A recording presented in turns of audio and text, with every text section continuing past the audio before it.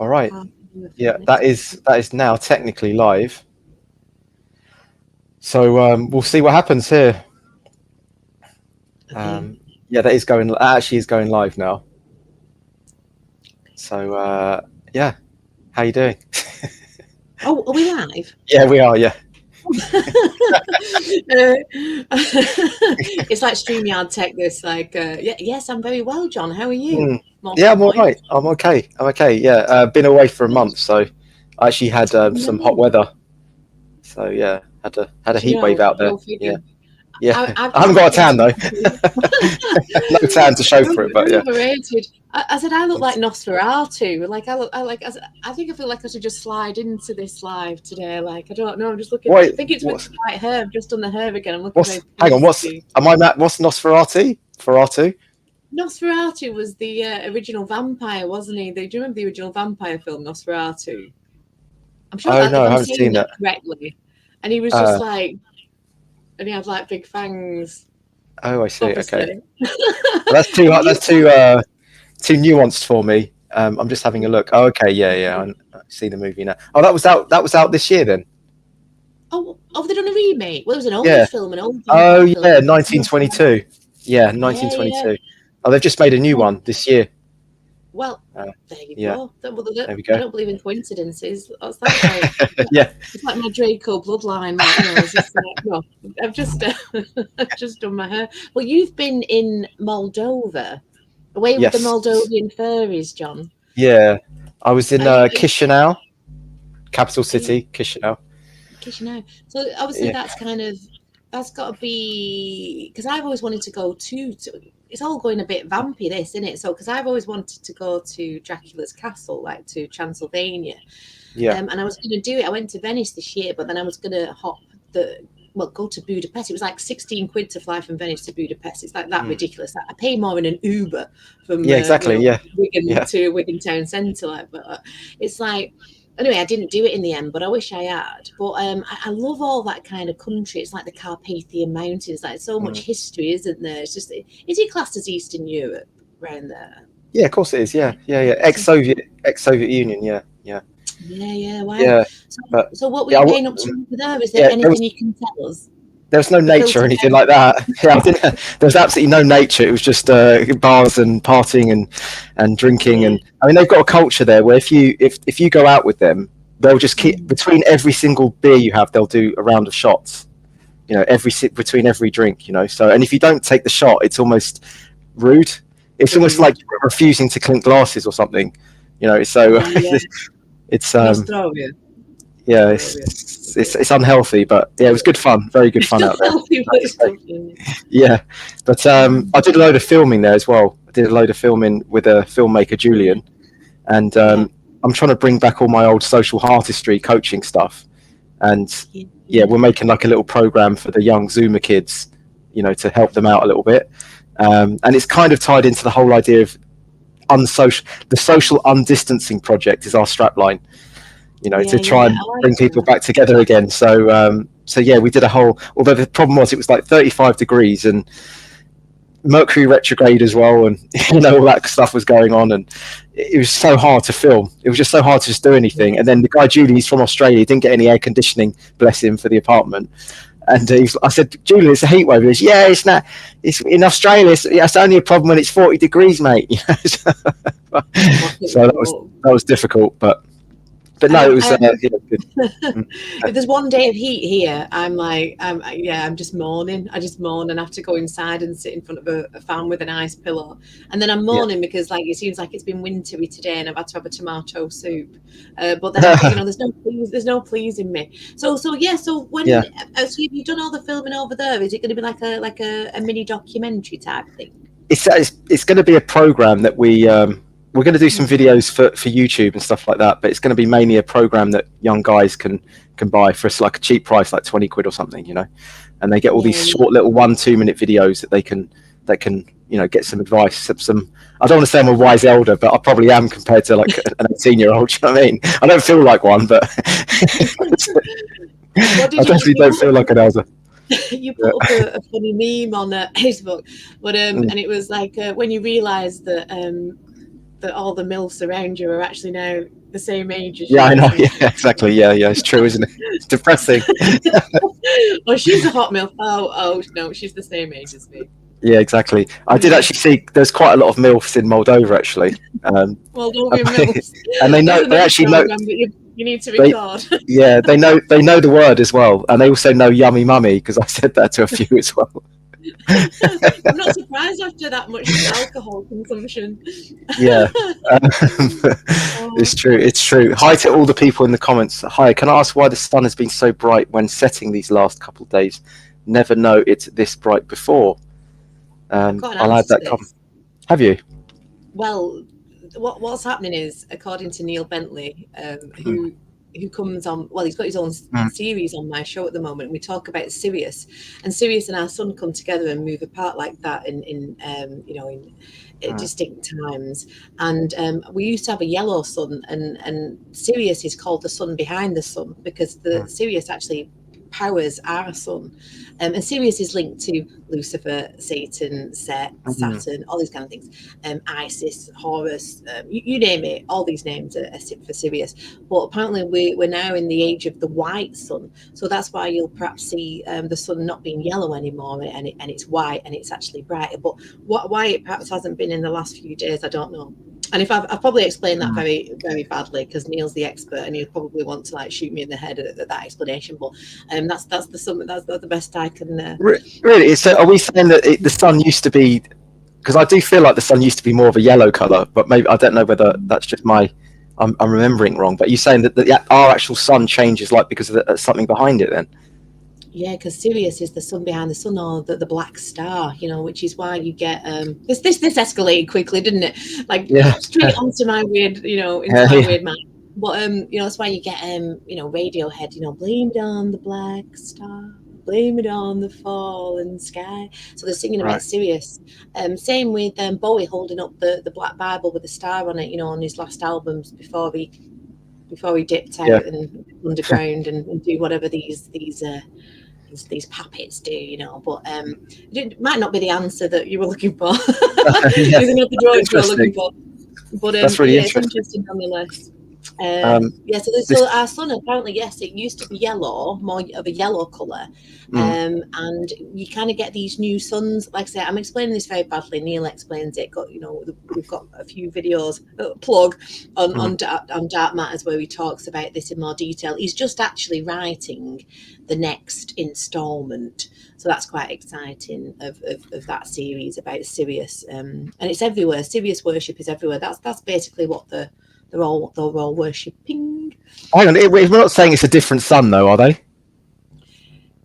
It's not a different sun, but it kind of is in an essence. It's kind of like a new sun, a new element of the sun.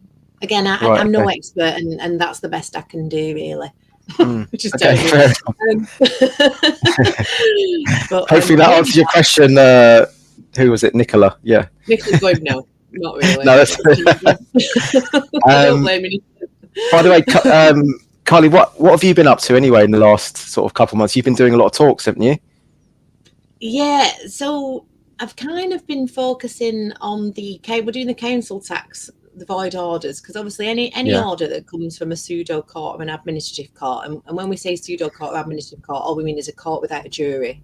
Because anything that comes from a court without a jury is an administrative court. It's a place of business. It's not a true court of law. So we've been voiding the council tax orders, and we're just trying to get the the non-courts to stamp their own orders using N244 forms next. So I've actually been really busy behind the scenes, mainly doing a lot of the law stuff, constitutional law, working with a guy called the Last Blue Boar of England, who I'm humbly learning from, because it's that next level stuff, really. And I'm always, like I say, humble enough to say, I don't have all the answers. I'm just, it's just fascinating stuff. Constitutional law is basically we the people. So we only ever delegated our power so that basically business of state can be conducted. So it was always a power, reserved by the people. Legal, as we know, is for persons, and you don't ever want to be a person. Law is for living men and women. So it's this distinction that we're making. So basically all these courts The judges aren't on the oath. They're not on the bonds. It's fraud, connivance of the court. It's theft of your intangible, of your power of attorney, and a myriad of other things. The common law crime of uttering, which is basically forging documents. I mean, how far do we want to keep like getting them? But this, it's just all fraud. All of it. It's all an illusion. So, but we knew that already, though, didn't we? We knew that already. Exactly. we know this stuff, but Terry can make a judge. I think his record of making a judge abandon ship is 38 seconds. Who's that? Who did that? The last Blue Ball of England, aka Terry. Oh, Terry! Wow. Okay. Abandoned ship. I'm working with him. So it's one thing, as I always say, you know, we've worked out the game and we've talked and created that awareness, but now it's time to kind of walk that walk really and enforce it. Because the thing is, what's happening is if a judge isn't on his oath or his bond and he's forging documents and, you know, etc. and so on, and the connivance and the theft and the, you know, blah, blah, blah, blah, blah. Then they are, you know, they're personally liable. They're privately and personally liable, which means then we can sue them. And, you know, these are criminal offences as well as going after their houses, their cars, you know, because all their assets, Yeah, one thing's going to make them sit up is us suing them for their own houses. And also, like, you know, these common law crimes that they're committing carry 7 to 10 years in jail. Apart from never mentioning treason against the nation, because that's what the king's under now. So it's treason against the nation. And I hate to say it, but they still hang people by yard arms for that. So, you know, we're not kind of, we're not dicking about this time.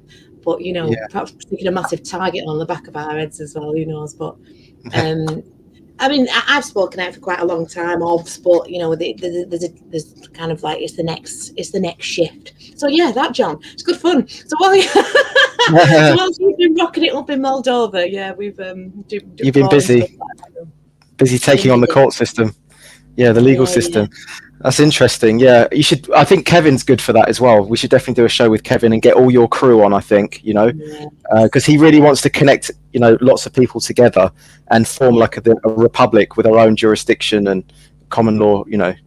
So and that's it basically. It's just about turning those private bar courts back into public courts again, really, you know. And when we go and enforce the void orders, bringing in your own common law jury of 12 and saying that we brought our own jury because it has to come from, you know, your peers. So it's like, here they are, right? So let's turn this, you know. We don't like that, you know, because again, you know, it's fraud, it's theft, it's criminal acts. I mean, it's malfeasance, misfeasance, non-feasance, all the feasances. But the thing is, because they're not acting in public office anymore, these are our public servants. We tell them what to do, not the other way around. And the stuff that they're coming up with now, I mean, it's absolutely ridiculous, you know, and especially in relation to the farmers and our food supply. You know, corporations aren't allowed to buy land. Like, you're a fiction. Your fictions can't sign anything like that. And this whole system that they're coming at everybody with basically has to come down. And as I always say, you know, if it's the last breath in my body and whatnot. But we're just trying to keep it as simple as we can. But I mean, he went on Richard Vobes, and you know, he's getting some traction, but he kind of stays, you know, by the sidelines. So a lot of the videos we've been doing with. About the void orders, about the council tax liability orders, etc., and so on. You know, he kind of comes through my mouthpiece because you know me, Gobby Bird from Bolton and whatnot. So some kind of big things coming really. Well, that are already here, and that means anything from a pseudo court. So that means speeding fines, parking fines, you name it, it's fraud. All of it, yeah. All of it. So surely though, if you see the sign for like a car park, if you go into that car park seeing the sign, aren't you agreeing to their contract though, or not? Well, unless again, because it's all private and it's all corporate. Well, where is the contract? You know, like they're just implying it on you as a person. Right. You see, a lot of those lands were common lands. They were common to us. They were ours, and they were taken from us. What was it? Is it the Municipal Act? I can't remember the name of the act. But basically, they were common lands and they were taken from us via the Settlement Acts. That's it. That's the one I'm looking for. Okay. So really, you know, what they're doing is that we know that they lower our status via the birth certificate and the bond. turning us into occupier, resident, taxpayer, C person, C corporation, etc. But as living men and women under the law, it's ours. They've basically taken it all off us, put it in their jurisdiction, said, now you have to pay us to use it. So it's the same with parking. It's the same, it's the same, all of it. There's no lawful obligation to pay tax. There's no lawful obligation to do it. So it's basically, they're just basically a criminal mafia. That's all the banking system is, the end. And now all that system is, if you look at something that you get from a court, it's from a bulk processing centre. It'll say business centre on it most of the time. Nothing's signed. The bulldozing people with fake warrants. When you have to sign our warrants. Well, illegal you don't, because you just made that up yourself. In lawful you do. King's Bench High Court ruling, all warrants must be signed in wet ink. But again, basically what they've done for thousands of years is just write shit down on paper, get the mates to agree, and then we have to do it. And nothing's changed since. But unless we start to kind of pull that back, we're going to be in a really, well, we already are in a bit of a mess, but it's going to be a mess that we can't kind of come back from. So it's just about trying to educate people and empower people to get with this. So the idea is we get people to do these void orders, to void the orders, clues in the title, and then we enforce it. And we want to do class action suits and things like that against the council. Section 79 of the local act, was it Local Government Act 1888? Section 79 states when councils incorporate, then all liabilities of the inhabitants become the liabilities of the council. So if you want to class yourself as a person in their jurisdiction, then no, but we are inhabitants of the land, living men and women, inhabitants on the land. So actually send all your bills back to the council, because they've incorporated now. We've got all their DUNS numbers.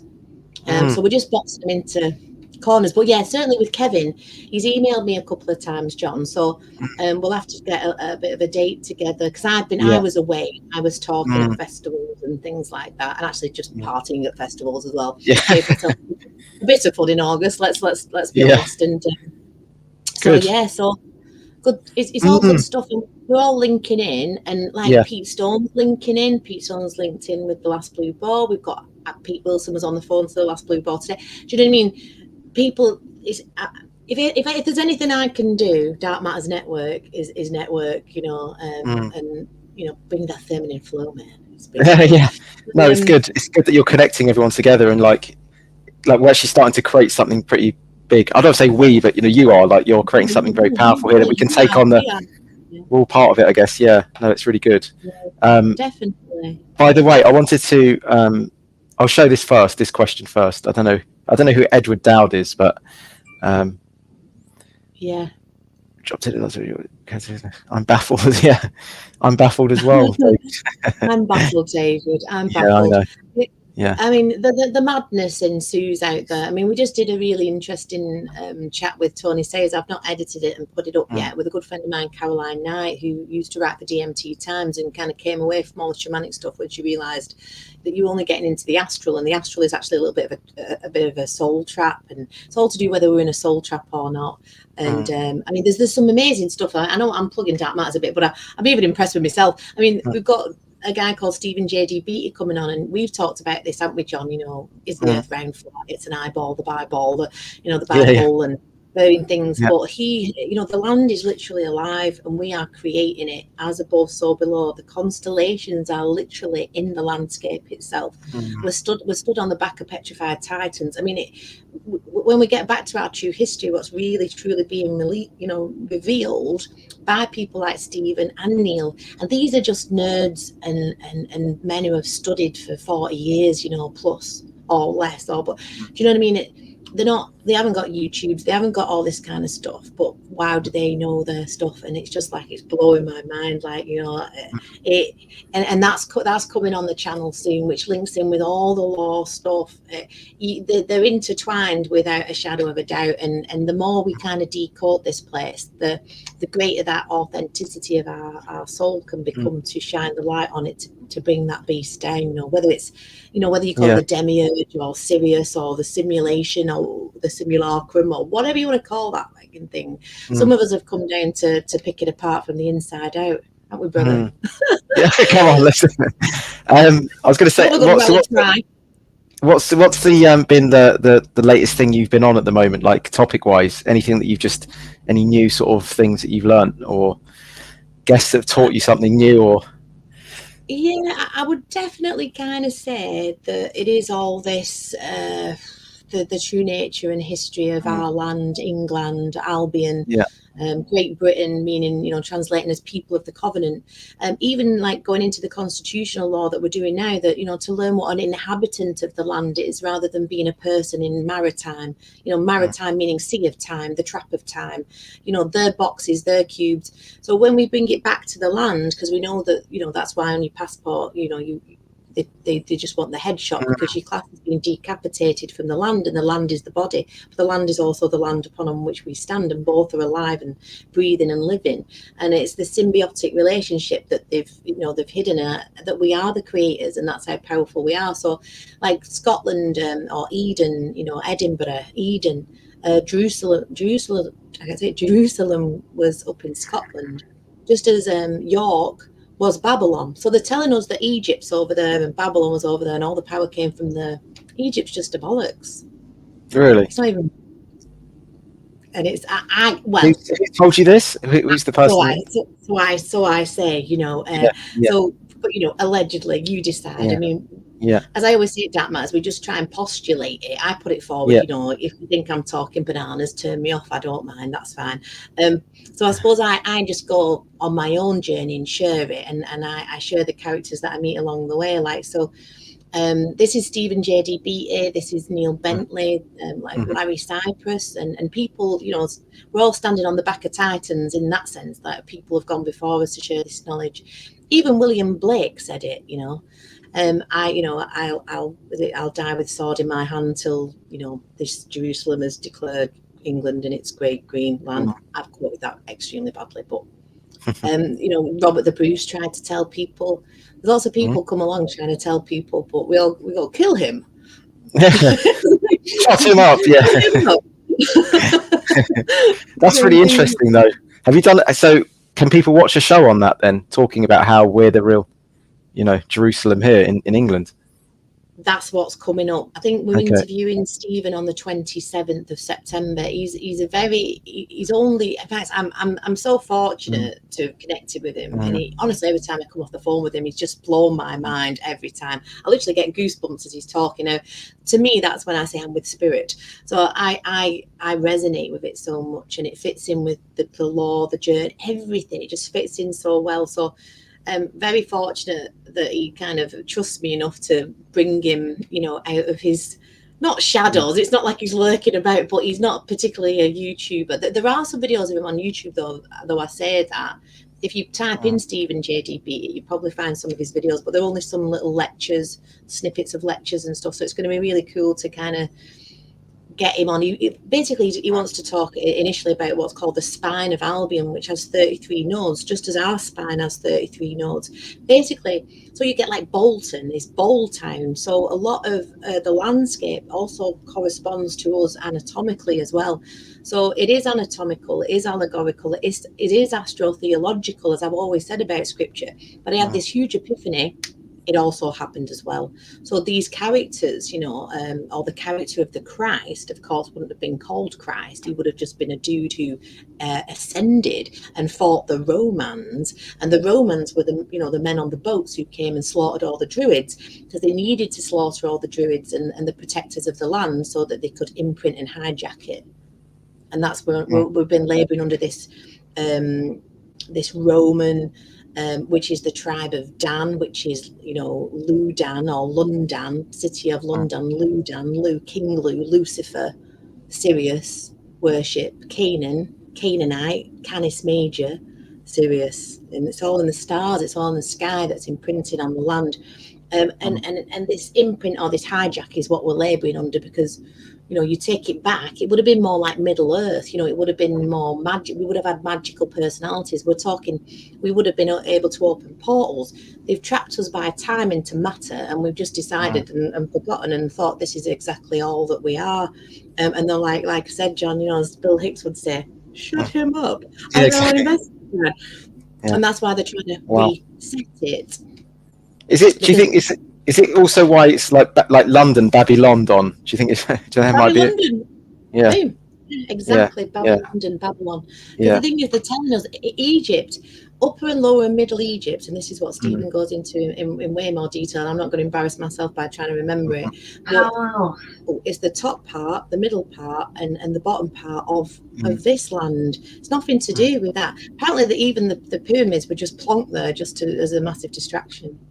Really? No, I know that might be a bit. How can you just plonk them there, though? How can you just plonk them there? Yeah. But I don't know. I mean, I don't know about that. But it's forgetting all that aside. You know, because I don't want to go too kind of crazy and put people off kind of maybe investigating it. But it's definitely worth a toot at. And he's going to be coming on. I think it's the 27th of September. He's coming on the show, and then obviously I'll have to edit it, so it won't be on that day. It's so super. Basically, Ireland is Atlantis, and that's where the word Aya or Aryan comes from. And it's nothing to do with white supremacy. Again, that's been hijacked. It's to do with if you've got blue eyes and white skin, that came from somewhere that isn't from here, and that's linked to the Nephilim, the fallen angels.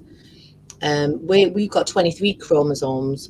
As you get closer to that bloodline, they've got 24. They've got the X, the extra X, which is why you've got Twitter X, ITVX, X Factor.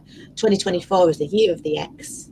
The X is the portal, and it does get a bit whack. It does sound a little bit woo, but once you decode the code, it isn't that crazy actually. So Atlantis. I don't really know enough about it, but Atlantis was a land, right? And it fell. Did it? It collapsed into the sea, or so? Is that not the story? Tsunami. Yeah. So there's cataclysms at varying points. So again, this dance with, back to the sun, this dance with Sirius and our sun. Apparently, as they move away from each other, we get thicker.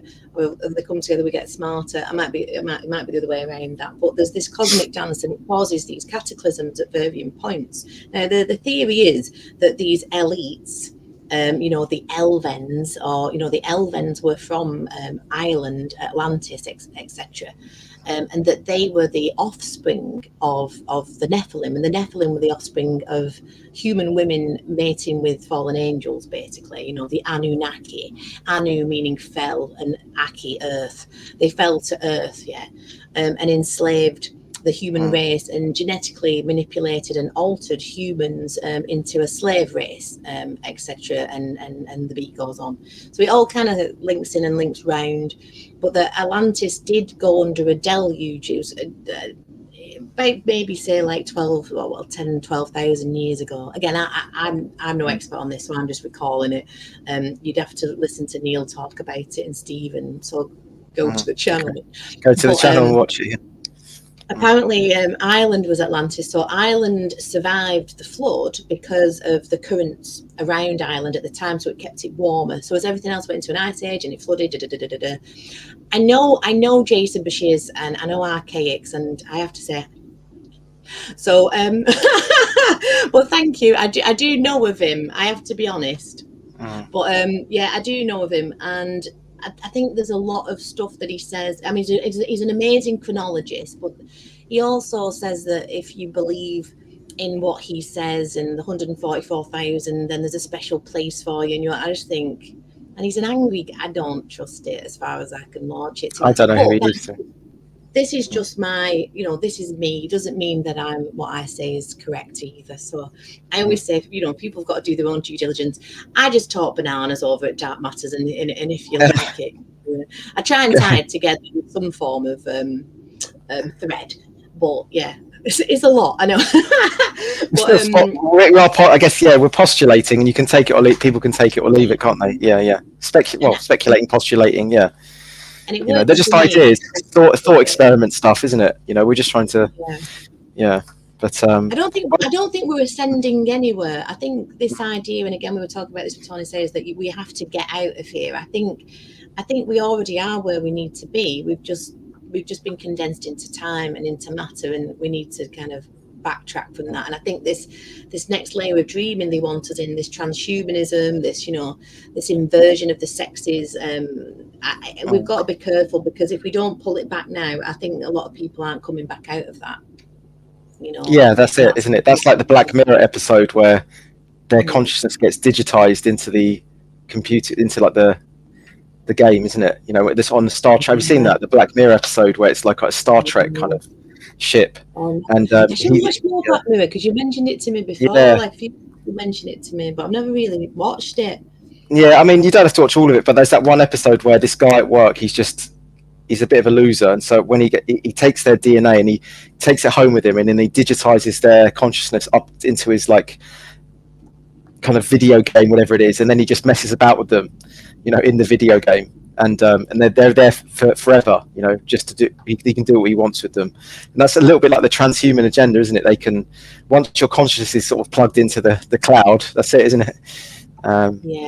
Yeah. What's this one so, saying? Yeah, that's right. Planetary Intelligence. I mean, it's each to everyone's own, isn't it? Really. I mean, Neil doesn't like it. I don't like it, but it doesn't mean, just because I don't like it doesn't mean other people can't like it. And I know he's got a big following, and but I have to be honest, and he's not for me. Say it politely, but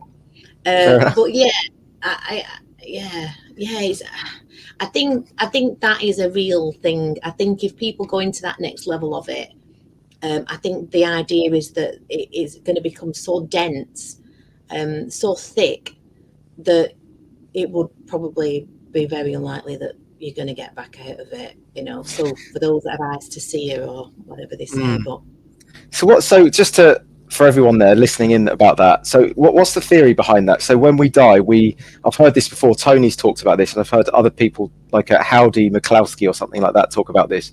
So you said about the soul trap. So what's the idea behind that? So are we saying then that when we die, our soul is encouraged to cycle back into this reality? Is that the idea? And then I've heard things like, you know, it encourages you to go into the white light, and by going into the white light, then you lose your memory of this lifetime, and you just come back into the. Is that? Have you heard that as well? What's the? Yeah, I mean that's what we were all chatting about with Tony Sayers last night. So, and me and Caroline continued the conversation today, and we're going to kind of continue deep diving it. And it's more with me and Caroline. I've known Caroline for about 5 years now. A bit of a funny story, actually. We both went out with the same guy, not at the same time. She went out with him first, and then I went out with him a few years later, and he kept going on about Caroline this, Caroline that, Caroline. And I thought, who is this Caroline? So I had a bit of a two-tatter like you do. And she used to write for DMT Times. She was one of the founders of DMT Times. And some of her writings, I was like, wow, this girl's cool. I thought, she is cool. And me being a bit of a, spurgy nerd or something, I was like, kind of slightly stalked some of her writings. And then I messaged her, and then we've been friends ever since. So, the guy went by the wayside, but, we kind of introduced us. But she, we were taught that, this is what she's quite heavily into from, like, say, she used to have a lot of psychedelic experiences, and she identity stalker for a long time, and came to quite a lot of conclusions that, obviously things aren't as they seem, but neither is the astral realm the answer to it either. And I think a lot of this stuff like that Elon Musk is pulling, and we talk about this in the podcast, with the neural links and the chips in your brains, and is he a good guy, is he a bad guy, whatever. And they're encouraging astral travel. Again, no. And I think it potentially is this soul trap where when we die, apparently, Tony Sayers was saying, we even go to like a realm, apparently astral realm is one of the worst realms you can actually get stuck in. But this other realm is basically, you can just go there. You think you die and you're going to heaven or whatever, but actually you just go there and get a job and stuff like that. And you have to, it's just sounds like where we are. Yeah. Basically it's the same as here, but the veil's a bit thinner, so everyone kind of knows that they're kind of dead, but some of them don't, and it's just, anyway, who knows? But yeah, basically, they'll guilt you, they'll shame you, and tell you that you need to go back because you need to make reparations for this, and trick you so that they're going to the white light is the false light. Yeah. And then you just get recycled. The Asda realm. Don't accept the Asda realm. It's like a job centre for ghosts. It sounded like when you talked about. I'm totally going to steal that off you. That's hilarious. The Asda realm. I said this to Tony when he came on my show, but there is still no way of knowing that. Like, that is still speculation, because until you die, you don't know, do you? It is still theory. No, and planetary intelligence is right. I agree with you, planetary intelligence. I know I've been here many times before, and I'm not going to be able to kind of, you know, explain that to you just as you can explain it to me. But I think everyone's starting to get this feeling. And Tony was saying his channel's getting a real load of traction at the moment because everyone's, you know, Googling the soul trap. So there's something in that people are starting to go, hang on a minute, this all seems very familiar. Now, I remember battle after battle after battle after battle after battle after battle. So I would say this battle, same desert, different tent. Like, I remember them. See, the game is really to stop playing the game. And I do believe that, you know, the Disney timeline of Egypt and all this stuff and Satan and all this stuff. Now, I'm not saying, because as you know, John, that of course satanic ritual abuse occurs and, you know, it's a thing, absolutely 100%. But I think, and it sounds awful to minimize it, to say it's a distraction, but it's almost like we're all, it's like the theatre of it. Because if we all start looking inside of ourselves, the kingdom being within, and realize that we are the creators, and I don't mean I'm the infinite creator, because I have a word with the infinite creator. He created me, right? So he is me. Because I said to him the other day, the infinite creator, now this is going to make me sound completely whack, but I was like, give me the strength to kind of do what I need to do, type of thing. You know, like, I don't like to use the word God, because I think the God of this realm isn't the infinite creator. And I think people there's so many connotations with the word God, for obvious reasons, cultural reasons, etc. and so on. But, and then I just got this little, it goes, I am you, dickhead. And I went, oh, yay. Because, you know, we are all like Bill Hicks said, you know, this, you know, with individuated consciousness, experiencing things subjectively through our individuated consciousness, rather. So, you know, when I say I am the creator, it's not like I've lost my mind and I've got the biggest ego in the world. But, you know, we are these co-creators, as I would say. Exactly. That's a better way. Planetary's nailed it there. Fractal. I love the word fractal. I love that word. Yeah, exactly. And we have the power to end this like that. And that and that is that inner alchemy, unless you've done the inner work, because this is hell, right? You're in the hell realm. You think that's air you breathe in, you're already dead. And I think, you know, the legal system speaks the language of the dead. It's all dead, demotic, cursive language. You know, it's corporate, corporate, it's dead speak. And when we realize that we're in this, you know, this tesseract of time, and we kind of come out, we need to get out of that imprint. And that's where I'm kind of up to. Is this hell? Because Michael Feely's talked about that this is actually hell. We are, this reality actually is hell. What do you think about that? I've come to that conclusion. I have to say, it was after a really long weekend in Manchester with a friend of mine, and we were having quite a party. But I think sometimes those things can tune you, and we both went, oh my God, I'm dead. I went, oh my God, I'm dead. And I had this terrible feeling like that maybe, because you know, my friend's going through a bit of a bad breakup at the moment, and he keeps saying, you know, like he's going to kill himself. He's not going to, like, don't worry, everybody. He's just, you know, he's like, I say, I fucking had enough. You know, I said, don't, you can't kill yourself. You'll just come back. Because almost, if you kill yourself, it's almost like you can wake up in another version of this, and it just begins again.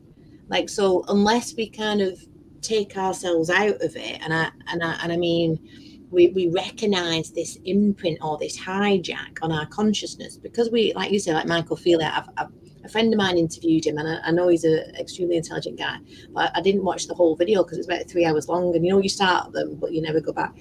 So yeah, I think it is a hell realm. I think it's run by whatever it, you know, call it the demiurge, call it Sirius, call it, I don't know what it is, but these shepherd kings of the Anu, these bloodlines, these family lines, the tribe of Dan, the tribe of Manasseh, the 12 tribes of Israel, they all came from this land. But obviously the tribe of Dan were the ones like worshipping the golden calf, and they got kicked out, and then they went over to like I say, a lot of what we're told is that the Eastern mystery schools and all the knowledge came from east to west, but we postulated dark matters that it went west to east. So the tribe of Dan took it, created Rome, built Rome, and came back and slaughtered everybody, because they wanted to hide our history. Because if you hide our history, then we don't know who we are. And the biggest thing we can do to defeat the dark is know thyself. They've made us forget. They're going into this layer of forgetting. Now, every time we die, we get our minds wiped, and they call that the forgetting. So every time we come back into this realm, we forget, Now, I have a theory that these elites or these elvens of old, they've got the technology pre-flood to transport their consciousness into different avatars, so they don't go through the forgetting, which is all this, because they know what's coming. They know when these cataclysms are coming, and the rest of us are all like scrambling around, fighting our own little battles, and they're all laughing their heads at us, because until we kind of realize what this realm is, that's the true power of it. Knowing who we are, remembering this land, because the land is us as we are it. The land is the body, and the land is alive as we are, because it's as above, so below, so within, so without, but it's literal. So it's happening in real time. It's happening as a narrative, but it's also happening metaphysically, physically. It's all things at all times, and our little pea brains, we can't begin to possibly fathom it. But what do you then make of things like past lives, and people talk about soulmates, and you're having the same narrative with people in this lifetime as you have in previous lifetimes, and there's like soul karma, and I mean, do you still think that needs to be played out? Is that do you go along with that? Is that something that's happening? I agree with Tony. I don't think this is an earth school. I don't think any kind of good God would set up this place just for us all to be in pain and suffering all the time. They're feeding on that loose energy of that lower vibrational energy. That's their favorite, right? They love that. And they'll feed on our energy as a battery. You look at Logan from Decode Your Reality. He talks about scripted reality. The zodiacal wheel of time. We come in to play a specific role and a specific part in the theatre. Now, I think it's about breaking the wheel of time. Allegedly, we'll come down here with these soul contracts, and that's why we perhaps recognise our soul groups or our soul tribes, like you can have it, you meet someone and you just like that with them, like you know them, you've known them before, or you have that really strong feeling of that. So that's definitely a thing. And like Dom said there, even in our sleep, we haven't got our bodies in that essence. Really, the dream state is more of a natural state, akin to what our true soul essence should and would be. But for this kind of hijack on this tesseract of time, it's all been carefully designed exactly to kind of wipe our minds at every point, so we forget who we are. So if we're forgetting who we are all the time, then we can keep going into these deeper and deeper layers of dreaming. But they want us in these denser and denser states of matter, because allegedly we incarnate through the rings of Saturn, and we have to leave through the rings of Saturn. But actually, this false light, this soul trap, they're gonna moid you at death to come back in. And if you don't know who you are, and if you've still got attachments to this realm, but I actually, like I say, I don't think it's about getting out, because I thought that for a long time, like, fucking hell, if I get out of here, I'm not coming back. You know what I mean? Like, sod that type of thing. But I actually now think this is Eden. This is the Holy Land. This is the beauty of it. There would have been these, like Stephen said, these rainbow bridges. Everything would have been mystical, magical. We would have used portals into dimension. We wouldn't be in this heavy, dense material state. It's not whatever this cube is, whatever this tesseract, as I call it, tesseract of time. It's not the real. It's not really what is. Like, it's not the true creation, it's an imprint. Because the thing is, it's like in the legal system, corporate entities can't create. They need living men and women to create for them. And I think it's the same with this AI or this hijack. All it can do is copy. Joey from Library of the Untold podcast, he would call it a syntax error in Gnostic thought. Like the demiurge is a syntax error, and that obviously he enslaved the place, and Sophia is trapped in the land. But that's kind of Gnostic thoughts and thinking. But I think if we die like with an awareness of who we are, we can kind of defy the trap. So really what I'm saying about is the theatre of, like I say, I'm not saying about, the satanic stuff and, they put all the stuff in the, the Olympics, the rituals. I mean, I fell for it, go watch my older videos, but I also now think that it's a dark, evil distraction. And I'm not saying that it's not happening, but it's almost is to focus our energy on there, so that we think we're working out that code, we think that we've got this down right, but we've not. It's something far weirder, and that's where I'm trying to take dark matters to on that next kind of level, I suppose. So what does that look like? You know, you said the way out is to remember yourself or to know thyself, right? But what does that actually mean? Like, what's the process of that? Like, what is that? Just remembering yourself. Like, what? Can you flesh that out a bit? You can remember who you are after a month in Moldova on all them shots. No, exactly. I don't. I think you've wiped your own memory there. After the first week of that, I didn't know my own name at one point.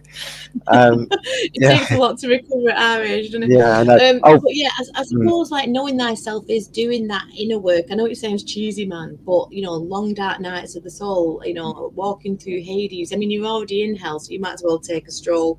And one of the things that a lot of people don't want to do is look at themselves. And because the thing is, you know, all this darkness that's outside of ourselves, or we perceive, and we're going, you know, it's like one of the things I say when I do my talks, like, do you know who they are?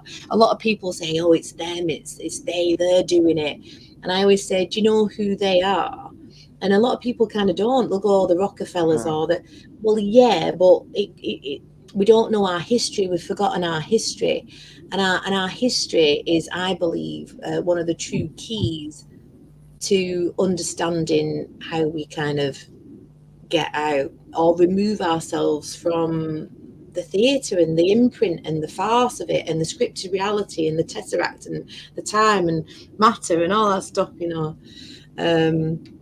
Dorian's always on my channel. Hi. So knowing you're from creation and only answer to creation and nature, not man that thinks himself a force of nature. Hi. Hi, Dorian. So yeah, know thyself is I think it's huge, really. But that's just my. Okay, so it's like doing the shadow work, like trying to work through your own psyche, like the issues. Yeah, your own programming. Right? We're literally brainwashed, programmed to an inch of our lives. Oh, hi, Dorian. And yeah, they call it in computer programming. I mean. Archaics will call it the simulacrum, won't he? So say we're in the simulation, and you know we're literally programmed and brainwashed, as we know. I mean, Tony Sayers will go as far as to say that there's these etheric implants that we have in our, you know, they've definitely genetically, you know, engineered us along the way. I mean, that's kind of been scientifically proven. So there's something going on where they've capped us, they've stopped us, they've, you know, it's the Tower of Babel, isn't it, really, in scripture, where we started to become smarter than they were. And they're like, shut them up, you know, stop them. And then they scattered us across the, I won't say globe, they scattered us across the earth and gave us different languages. Around the eyeballs. Yeah. And I kind of do believe, I think it's all things at all times. It's round, it's flat, it's spherical, it's an eyeball, straight as the gate. Simulation. It's a simulation, it's holographic. It's kind of, it's something that we can't perceive. And anyone who tells you, and that's why I suppose I'm a bit like that with anyone who tells you they've got the answer, I'd stay well clear of them, because I don't have the answer. I mean, I actually introduced my first podcast last night, going, who the fuck knows what this place is? Because we kind of don't really. There's no point even really like worrying about it too much, is there? Then, you know what I mean? People sort of spend too much time trying to work it out. Just have a pint, enjoy yourself. They say have a pop up pure blood party. Okay, by the way, yeah, we should talk. Let's just quickly talk about pop up pure blood parties for a second. So we might be doing this, right? So we're in contact with a festival in Lincolnshire. That's a possibility for next year. We're going to have a chat with them, aren't we? Yes. And you're also talking about maybe we do something in December. Or have we got time for that, do you think? Yeah, I think we could pull that off. It's only September, isn't it? So I think that'd be fun, because obviously we know that Christmas really is the Antichristmas. Like we've all worked out, you know, it's satanic. Santa, Satan, STN, the root word Sirius. We don't really want to. I mean, the thing is, right, this is the other thing that I've thought, without kind of moving away from the party, but The dark is something that needs to be integrated and alchemized and chucked back at them. You know, you ain't defeating the dark with rainbows and fluffy bunnies. You know, you just ain't. So unless you alchemize your own dark, you know, there's a tree of death as much as there's a tree of life. Like, so we've got to alchemize that. So all these bullshit rituals, they've got us joining in. You know, everyone's aware now of Easter as Ishtar. You know, Halloween, all hijacked. That's basically what they do with everything. Subvert, invert, pervert. That's their game, their system. So I think it would be fun to start off the first pop-up Pure Blood party as an anti-Christmas party, and just have a bit of fun with it, really. God, we'd come into a lot of stick for that, wouldn't we?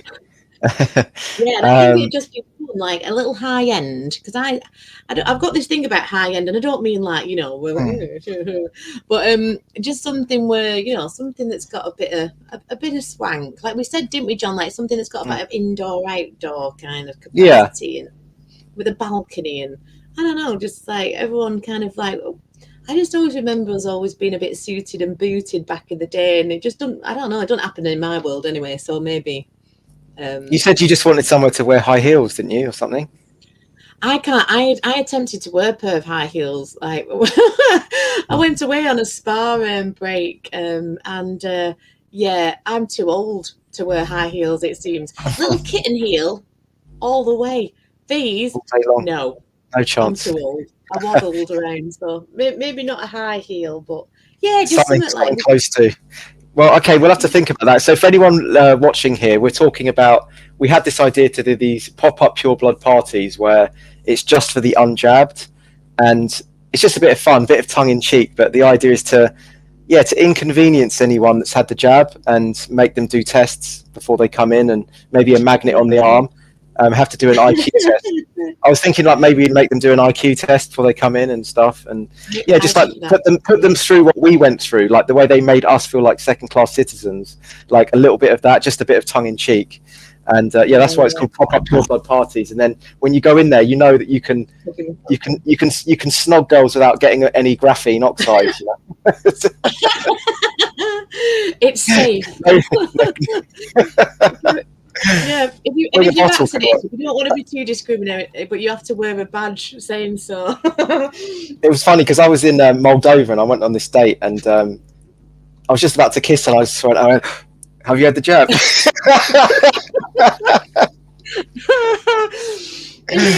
She said yes, but I was like, she actually went yes. And, where's that shot? Gargling the shot. She said yeah. She's had the shot, yeah. So I washed my mouth out after the snog with a Moldovan rakia, whatever it's called, you know, plinker. Hey, I'm telling you, I hate to say it, but the Eastern Europeans is where it's at. You know, they're a different breed. I think they're still quite traditionally masculine, and the women seem to be like a little bit. I don't know about the women. That's you'd have to answer the men. But I kind of had a similar story. But I only asked afterwards, which shows how much taken aback I was by this guy, that it was only after, like, on a second date I went, oh crap. And he actually asked me, and I said, oh, have I not asked you that? If you, like, you know, jibby jabbed. And he's like, he said no, and I went, oh my god, are you? And he went, oh god. Yes, I know it's a result, isn't it? You know, it's a little bit like when you meet someone that hasn't been jabbed, it's a little bit like, you know, those zombie movies where they're walking around, you know, the humans, and they meet, and they finally meet another human just on their travels. You know, it's like, oh wow, hey, how are you? What have you wear? It's almost a little bit like that feeling, isn't it? You know, yeah. So it's a good feeling, isn't it, when you meet those people? So yeah, that's our idea for the pop-up Pure Blood party. We're looking for a venue. I was thinking we could still do it in a marquee in a festival though, like next year. Yeah, definitely. But maybe it'd be cool to do one in just like a pub. Like if a pub lets us, bring our people in and provide the music, they can just take the bar sales again. And exactly. It doesn't have to be anything too crackers, but I think it would, you know, like I said, we get the right venue, and we get the right people, and we just sell some tickets. That's it, really. Yeah. I don't think it'd be a bit cold to do it outside, though, wouldn't it? That's the problem. But Jason Walker, is that the Jason Walker I know? Jason Walker. Yeah, exactly. But I think, like I say, it's like, I think somebody on the chat said, laughter is the best medicine, isn't it? We've just got to kind of keep looking at it, really. Yeah, of course. Because it is hilarious. It is clown world. And we did another video with a guy called Paul Stubbs who talks as the clowns as Nephilim. Because of the white skin, red hair, but it's all linked to this RB1 gene that is linked to the fallen angels. And so the idea Ronald McDonald say as a clown, it's all purposefully done. They're telling you who they are, like, and they're using those red and yellows, which are the lower base kind of, linked to lower base colors. I mean, Tony Sayers will say your chakras are the things that are tying you in to this realm, and that those need to be removed. That is he told me that as well. Implant. Now, who knows about that? But it would make sense because all this Eastern philosophy and whatnot, and it's hard. It's a bitter pill for a lot of people to swallow. I do believe it's bullshit, and I'm a yoga teacher. What the chakras? Do you believe the chakras are real? Because I was having this conversation with Julian, who I was spending time with out there, and he was mentioning Barbara Brennan's work and saying the chakras do exist. The energy fields. I think they do exist. I think they do. I think the raging debate is with perhaps Sayers and obviously he's wrote a book called like New Age is the New Cage and whatnot, and I do believe that fact that all this 5D ascension stuff. No. Yeah, I know. But I think the chakras do exist. The big question is, are they good energy center points? Is that our light body, or are they the points that are plugging us into the matrix, into the construct? I don't know. I don't know anything. That's the best thing you can do. I literally don't know anything, but I just love following my own little proverbial pull. But a lot of people would disagree with me and say I talk shite. That's fine too. We're all trying to get to the same place on a different buzz, as my nana would say. So I'm not into I think stories move consciousness, and I think if these stories that I love move my consciousness, and that brings me closer out of the matrix and closer to my creator and the creation, or the creator in me. Now, somebody else might be really into archaics and might be into all this other stuff that I don't like, but that doesn't mean that I'm going to go, you're wrong, and I'm going to call you out, and I'm going to me. It's just like sweet baby Jesus and the orphans. We can all agree to disagree, because isn't it the story and the narrative that moves and raises the consciousness? I think that's the bigger point. Then when we all agree that in unity and love and shit, and be our authentic selves and shit, it's a bit like Ghostbusters 2 when they all start, hugging each other and singing outside on New Year's as Vigo's coming out the painting to kind of take over the world, etc. But they all join and sing and joining in love, and all the goo cracks. And it's just as kind of as simple as that. The only thing that can transcend time is love. Simple. But we make it complicated, I think. Well, so that's another way out then, is it? Yeah. Sad, yeah. So yeah. Thanks, Dom. I'm loving this. I think this is the thing, innit? It's just like I don't know. It just seems quite simple, even though it's paradoxically very complex. It's crackers, isn't it? Yeah, but what Planetary's saying here is just I think you just got to entertain ideas, and I think balance it with skepticism, but just keep being open-minded, but also never fall completely into it. Like I think it's very easy to throw the baby out of the bathwater as well, like, because I don't like the New Age stuff as well, but it's very easy to say everything within that is bullshit. I think there's some people who do that, and then they hate the New Age so much they think everyone is a shill, everyone is a fraud, a charlatan, whatever, and everything they speak about is nonsense. But there is some good that can, there are little threads of truth within every movement, and so I think with even with the chakras, there probably is something to that. I'm convinced there probably is something to that. Yeah, but it could be both. I find a lot of the time as we're all arguing with each other. Yeah, I think it tends to be the both. It's the same. It's happening both at the same time. So, yes, it could be our light body, but it could also be the thing that they are hijacking to trap us into the matrix. Like as a hijack. So that's what I always find the hilarity, especially in the truth movement, or everybody, everyone's got their own opinion and idea, but at the end of the day, they're just opinions and ideas.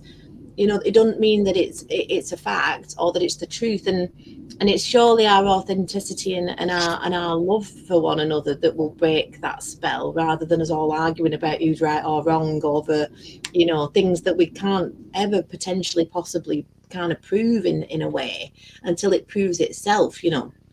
It's just bloody madness, isn't it? How do crop circles occur? Sorry, I just put that in. Let me put that one back in again. The crop circles one. Yeah. That Michael Feely. So Michael Feely, I did an episode with him on that. He seems to think that is the consciousness of the creator being that's creating that, and it's coming through, and that's creating those patterns, those crop circle patterns. Because he says that it's mathematically impossible to recreate that by hand. I agree with that. It's almost like you get snowflakes. They are like it's like a frozen version of the vibrations around us, isn't it? That's what snowflakes are. Yeah, exactly. So that's what I think the crop circles are, almost like a burning of the energy which is coming through in that moment from wherever it is coming from. But there's a certain pattern to the crop circles where he says it would be almost impossible to recreate that just by carving it or making it yourself. So I don't know. I'm no expert on it, but that's Michael Feely's explanation for that. Yeah. I need to watch a bit more of Michael Feely. He pops up a lot. I know I was talking to Ant from Stellify podcast, and he was having him on. And oh my god, it's such a good point, John, with this, like you say, the water, isn't it, the snowflakes, the Dr. Emoto stuff and the Vedic Austin work, where she puts the water over the image and it holds the image when you freeze it. And Masaru Emoto is the one where he puts like love over the water and he puts fear over another one. It changes the structure of the water, doesn't it? Yes, kind of interesting that. And it's definitely frequency, and they're keeping us in low frequencies so that we don't wake up to our true power. And like I say, I don't mean that, that means I'm calling myself God anytime soon. But we are all, like say, those fractals of God experiencing, and that's why authenticity is the highest frequency, because, if the creator created me, the creator wants me to be more me. The creator doesn't want me to be stuck in a New Age box or a Buddhism box. Or, if I want to stick myself in there, hey, not yourself out. But I just find them all constructs and labels. And I've been a Buddhist, and I've been through all these things. And again, this is just my opinion. I'm not saying this is a fact. This is just the way that I perceive and my direct experience. But it's kind of like the creator doesn't want me to be you, John, just as much as the creator doesn't want John to be Jason, or and it is, I think the more you are yourself, but you've got to remove all that program and all that unconscious bullshit, all your demons. Make friends with your demons, and they become your power then. You walk through hell, you go through those long dark nights of the soul, you face your own self, or like in V for Vendetta, when he locks her in that room and he shaves her head and she thinks she's trapped there, and he says, you faced your own death, Eve, and she went, you did this to me. But really she's looking at herself, because this is what we do to ourselves, well, I mean, they do it to us as well, them, they, the proverbial them, they, and I think it's authenticity. You just got to be more you. Like, because sometimes I was always trying to, I should be less like that, or I should be more feminine, I should be a bit more like this. And in the end I just thought, no, that's all bullshit. That's just that's society trying to make you feel less, trying to get you to be something else, like outside of yourself all the time, when really you just need to be more you. Actually, what's funny about that is I've noticed when I started to upload I've got 2 Facebook accounts. I had one for friends and family, then I started another one for my business, years ago. It's actually a really good idea. I'm glad I did it. But I was doing loads of like the anti-lockdown stuff on my business one, and I didn't do anything on the friends and family one, because I was like, if I post up stuff there, I know it's going to create loads of issues and stuff. Then after a while I went, no, fuck it, I have to post up there as well, otherwise I'm not being real, am I? I'm kind of like saying, I will say it to some people, but my echo chamber, but I'm not going to say it to people that I know. And I was like, yeah, fuck it, I'm going to post all this stuff up. And I would start on the Instagram stories, and I'd link it to my Facebook, and every few weeks I'd go onto my friends and family Facebook, and I'd know like there'd be 10 less friends, another 10 less friends, another 10 less friends. And I was actually thinking, I was a bit like Arthur Shame, and I was actually thinking that's actually a sign of you in your authentic power, I think, because as you grow and develop, you will just lose friends along the way. You know, that's just inevitable. If you're trying to hang on to people, then I don't think you can grow. It's like trying to grow, but hanging on to it's like trying to move a rocket, trying to launch, but still trying to like hang on to the ground or something. You know, you've got to let things fall away. Things just have to fall away, don't they? And so in a way, when I see friends have unfriended me now, I'm like, great. That's like a visual sign to say that I've triggered something in them or ruffled feathers, or I'm like moving through my own layers of something. I don't know. I know it sounds silly. It sounds a bit like crazy to say it, but I don't mind it now. I don't mind friends like people unfriending me. You know, if it's like best friends, obviously that would affect me. I'm just talking Facebook friends, maybe that you haven't seen for a while, and suddenly just load. And it's because you posted up something about like vaccine, well, V word, you know, and I feel strongly about it. It's like, yeah, like if that triggers you enough to unfriend me, great. Like, I don't need you. Let's detox. get yourself out of it. Yeah. And it's a sign that I don't know, like I can take now, like if you've got jibber jabbed and you think that, then, you know, I'm not going to argue with you. I'm not, you know, and I think we all, perhaps in the early days, we were just so hell bent on trying to wake everybody up. And, you know, like I say, God, I've had that many profiles, you know, on Facebook, you know, that have just gone by the wayside now. And like I say, it's a good thing, really, because those are those shifts, aren't they? And you've got to kind of, you don't flow and roll with that. You staying static and stuck. It's like, you know, flux is one of the biggest, you know, powers in the universe, isn't it? It's change, it's flux. You've got to, it's not survival of the fittest, it's survival of those that can adapt and those that can move and shift, and you know, and those that perhaps have a bit of common sense and logic. I don't know that I have common sense. That's one thing I lack sometimes. Logic I can do, common sense. I mean, I was in a hotel once. It took me about 10 minutes to try and get into a shower door, and I just needed to pull it from this side into this side. And I just thought, you know, and the guy I was seeing at the time just came and went. It was like. Can I tell you a funny story? This is going to lower the tone a little bit, but I think we need a bit of humour. It's all right. I was on the plane right to Moldova, and I was desperate to have a number 2. All right, and you know you have to wait. You have to wait until you've reached a certain altitude, and then like the little thing goes off, right?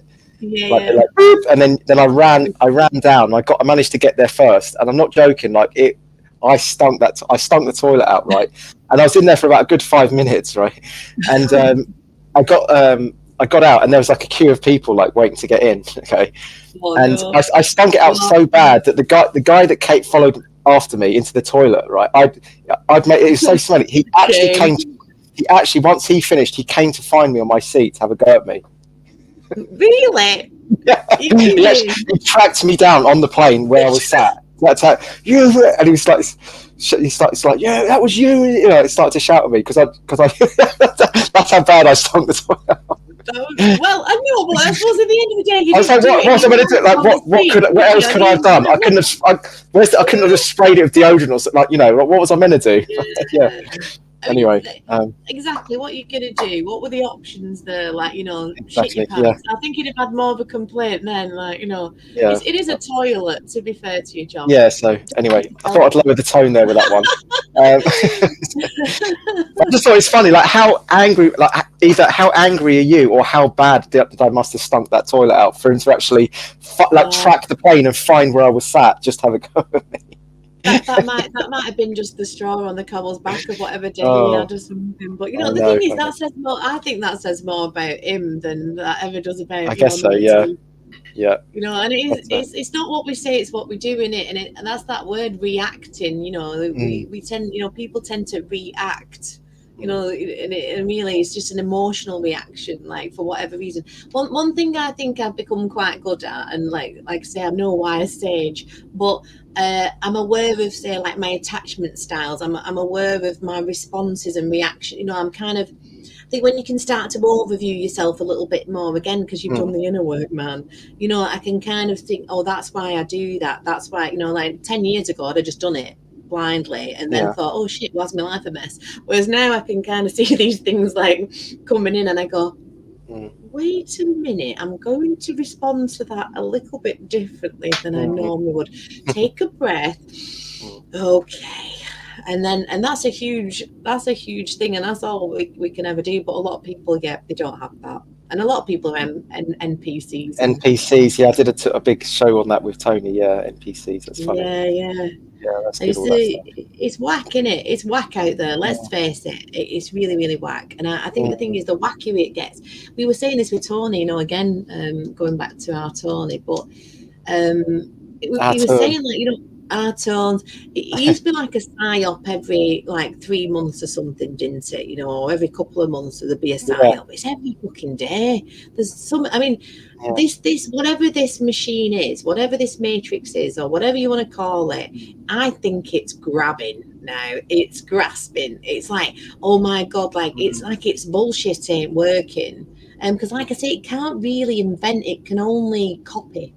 It can only copy, and like ChatGPT, it's a great tool. But if I ask it things about the legal, the stuff that we know about the law, but it's not, that system ain't going to tell you. It can't tell you. So it's still not as good as a human brain. It's still not as good as that. All it can do is copy, and you can always tell someone who's wrote the ChatGPT because it uses the same fucking words. It can't really create in that sense. It just copies and pieces together. Now it's very good at copying and piecing together, and it's an amazing tool.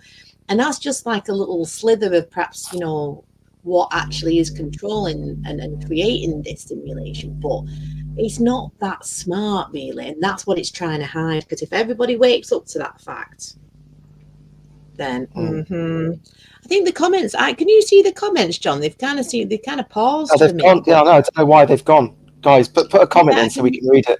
The last one was like 10 minutes ago. I don't know why it stopped.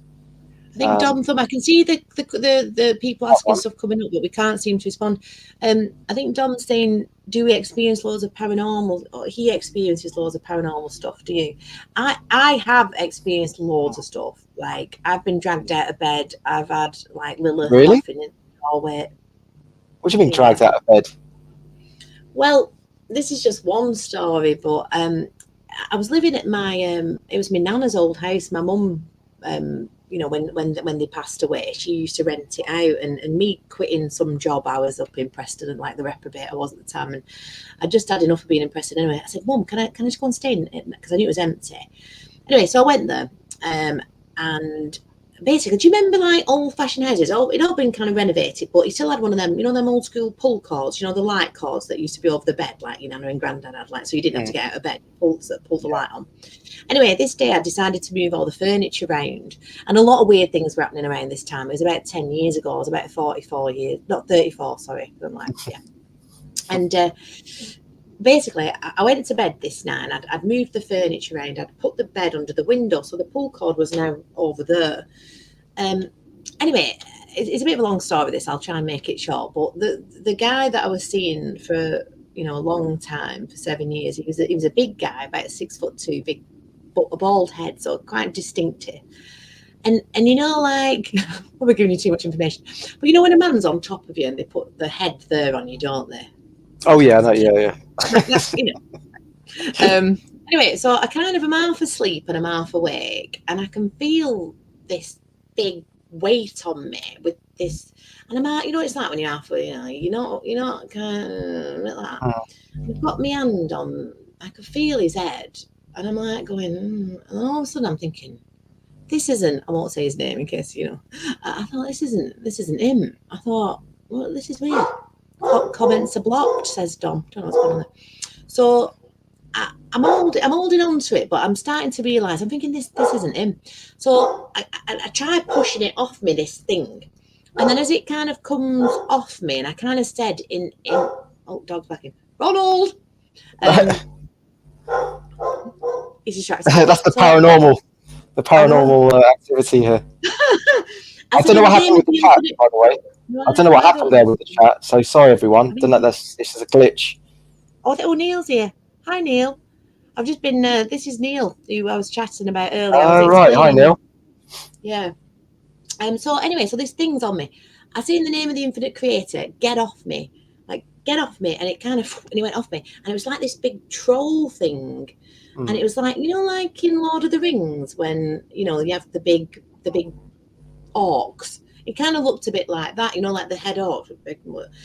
Anyway, so I'm thinking, am I asleep or am I? And I'm kind of like, you know, bit kind of in a daze. Anyway, I decided to go and put the light on, but obviously this is why I mentioned that I'd moved the furniture around that day, because it's important to the story. So I kind of start to, you know, like launch myself out of bed to crawl to go and pull the pull cord to put the light on. And as I'm doing that, now this is how I knew then that it was real, because it grabbed my leg and pulled me back onto the bed. So I didn't go flying, but I was dragged back onto the bed, and I thought, this is real, right? So I thought, oh my God. So my heart's kind of pounding. Anyway, so I said, get off me, you know, and I said it again, like, I suppose like you'd say it in the name of Jesus Christ, but I said in the name of the infinite creator. So it kind of released me again. I managed to go and pull the pull cord. And just as I pulled the pull cord, in the doorway of the bedroom, I heard this laugh that went like this cackle, and it was Lilith, the ultimate she-demon from hell, and she was like laughing at me, and then it just all went poof, and it disappeared. Now you could say how the hell did you? I would have killed myself if that had happened. I would have been like, that's just too much. I wouldn't have been able to deal with that. Like, how did you even like process all that? My heart was pounding, so the light was on, and then I just kind of went, is that the best you've got? That's what I said. Because I think the thing is, if you show it fear or whatever, and I just went, because I'm older than time, like, you know, so I just went, is that the best you've got? And then that was that. But there were loads of weird, I saw ghosts around that time, and I saw, I've had light beings at the end of the bed. I mean, I've had loads of unusual. I've opened a portal before. My sister stepped out. Now my sister's been dead since she was 14. So I obviously have some kind of ability, but I also think that we all do to a degree. But yeah. But there you go. Wow. Well, hang on. So you opened a portal, and your sister, like, she presented herself. Yeah, now I have to admit on this one, we were heavily inebriated on rum, me and the same boyfriend around the same time. And this is from his point of view. He said, I just dropped to my knees, started talking a strange language, right? And he was going, he said all his like body stood on end, like, so he got goosebumps all over him. And then I do remember it, because then, and I just remember that there's like a, you know, like a Vesica Pisces, like a vagina, really. That's why Vesica Pisces has that. And I always say Vesica Pisces are portals. And Neil probably tell you more about the Sun and Sirius moving together like that. Neil Bentley. But so then it opened, and then my sister stepped out, and she said to me psychically, not like in any kind of speech, said, let it go. Right? And I just went, no. And I was going, and Andrew said he was just like, he said he couldn't see anything, but he knew something was happening. Like they said, like all his hers one end, like he was like, what the fuck is going on? Anyway, so I was like, no, because my sister died of cancer when I was younger, so I was very angry about that, like kind of like fuel to my you know, rage, I suppose, which I've kind of transmuted into hopefully right action. But I was just like, no. Anyway, in the end, she just kind of like nodded at me, so to say, yeah, let it go. And I just went, okay. And I started crying. It just went boom, and it shut. And then Andrew went, what the fuck was that? Anyway, so I was thinking, this is why I've got this tattoo here, which is an equation about space, time, and time, space. Because I'd said to, I said his name. Anyway, it doesn't matter. That's what I'd said to him.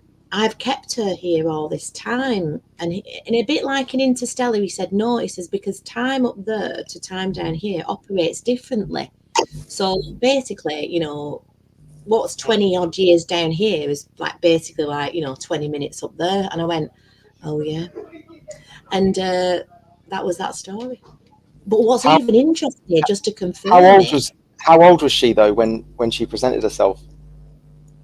Well, she was 14 when she died, and she was probably about the same age. She kind of looked maybe a little older somehow, but pretty much the same, really. Right. Okay. She was dressed all in white, you know, like as these things are.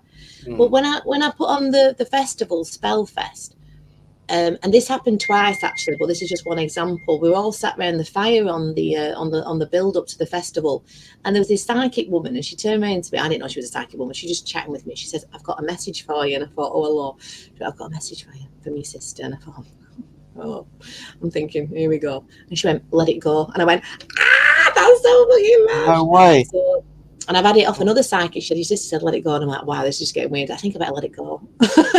So, I think that's a sign, isn't it? By the way, what do you make of psychics? Do you think there's any good ones? I do think some people do have that ability, but who again, I'm a bit with Tony, who they're actually communicating with, because these entities can present themselves as your dead sister or your dead mother or your dead pet, and I don't think they know what they're channeling.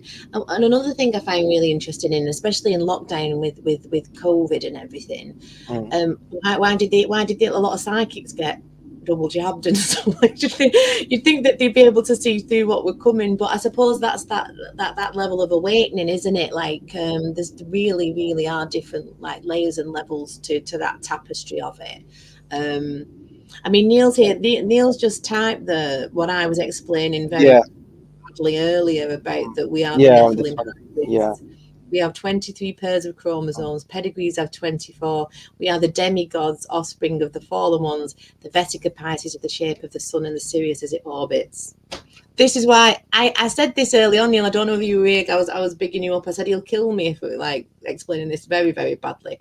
So I did kind of point them back to our channel, and Neil is doing another video soon for us. He's going to do one on the Nephilim and the clowns as well, aren't you? So, I'll have to get Neil on as well. Neil, you'll have to come on my show, mate, if you want. We'll do one. I've just been my last show was on the Nephilim as well. So one of my last I can't remember. Amanda Buys, and there's another one that I did recently as well. But yeah, if you're up for that, Neil. But you know what's funny? Just going back to the psychics, right? Don't you find it funny that psychics then you have to book in a time with them on their website, and I feel like saying, don't you know when I'm going to? Don't you already know when we're going to book the session with you? Oh my God! I know this is. I don't know about it. I think there's a lot of bullshit, but I do think there are some genuine ones. But I'm guessing they're very few and far between, aren't they? Really. I mean, surely if we believe intuition's real, and we've all had an experience of intuition, then surely being psychic is just a very more sophisticated, advanced version of intuition, though. Or not. I think so. I think we've all got it. I can see it. I say I've seen things before they've happened in my own life. I've dreamt things before they've all happened. I think everyone's got those experiences, aren't they? And I think I always liken it to, I suppose a lot of people are still on analog telly where, if you started to tune into or imagination, magi, the magical kind of spirit, then if you're listening to your gut and your heart rather than believing in a victim savior template, like someone's coming to save you're externalizing your power, then I think you can build your own power and you can build your own abilities. Really, I think we all have it in us. It's just about, again, how much deprogramming you've perhaps done. Yeah, definitely. Dom's asking me why I don't like archaics. Maybe Neil should answer that one better than I can. I think really the thing is with archaics, for you shall know them by their fruits is all I'll say with that. I don't like people who attack people. I don't like nasty energy. I think it says a lot about a person who goes around behaving like that. And I don't, there's a lot of information that he says that, if you do this, you'll ascend. And if you do that, and I think, I'm not buying it. Like, that's just my opinion, really. I know Neil did contact archaics. I'm sure he won't mind me saying, trying to give, he still operates as what Neil would call from a Disney kind of Vaticanized timeline to a degree. And I think if some people contact him with information that contradicts what he is stating and saying, he gets very aggressive, he gets very nasty, he gets, I don't know, he's just not for me. Yeah, he's very aggressive. And people who do that, again, like I say, you shall know them by their fruits. You wouldn't see John doing that, and you wouldn't see me acting like that, would we, John? You prick. Depends how much I've drunk out the toilet. Yeah. I don't know who this guy is, so I can't even comment, to be honest. Isn't he the guy that talks about simulation theory? Was that someone else? Yeah, the simulacrum. He's a chronologist. I mean, some of his information, I'm not saying isn't, brilliant and or correct potentially, but I don't know what's incorrect more than anybody. It's like what I was saying with the work that we're doing with Neil, the work that we're going to do, bringing Stephen on. A lot of people might think that we're talking shy, so, but there's no point us all arguing about it, like, in that sense. It's I love all that information that Neil put pieces together. I love Stephen's information. I love piecing all that together in relation to the law, and it all fits in for me. But I'm not going to go around forcing my opinions and telling I'm fucking right. And if let's call this person out, let's call that person out. Just like, no, it's not for me, that book. Jason believes the Roman Bible word for word and won't accept the Bible or its stories and deities came from somewhere else. Yeah, no, that's it, innit? There's a lot of spirituality books on the spirituality bookshelf, and everyone's got their own 7 pence to it. But like my nana said, we're all trying to get to the same place on a different bus. Stop arguing with each other and let's all just appreciate that these narratives and stories are moving us closer to our creator, I say, really. John's nuisance on the plane, yeah. That was funny. John taking an evil bump on the way down. I just couldn't believe that. Anyway, it was just so funny. Just how enraged he were. They had to come and find me on the plane. Anyway, no, that's good. Thanks. There's so many other things to be enraged about. I know. It's just unbelievable, unbelievable. But I'm trying to think of some other stories that I had in Moldova, by the way, for you, but I guess they can't have been that good. Tell us a bit more about Moldova. Well, we've not really kind of touched on that. Like, gotta love the Eastern Europeans. They are fun. I'm going to get over this. They really. Oh, well, I'll tell you about Julian because he's a really interesting guy. You should have him on your show. Like, really, like he's a bit of a wizard. Actually, what he does is he clears entities. Right. So he's got this technique called torping. It's like a sound vibration that he creates, and he can actually see entities that are attached onto people, and he makes this tone, and he like a bleeping noise, and it kind of, and he tried it on me. I was feeling a little bit kind of anxious one day, and really sort of, I don't know, clenched heart, and just feeling like crap. Hungover. I think they call that job. I'm not joking. Within seconds, it just like everything lifted, and he went, "Oh yeah, something came down and attached onto you there." And he does it on me every day now, and it completely clears me within like seconds. It's unbelievable. It's actually one of the only things I've witnessed where it's actually instant. It's like instant effect, objective effect that you notice. But I mean, I'm still, because we can't see it, it's hard to claim that the truth on that, the veracity on that, because it's like, we're talking about transdimensionality here, but he can actually see these entities on people, and then he can tune into people and clear them with his toning noise.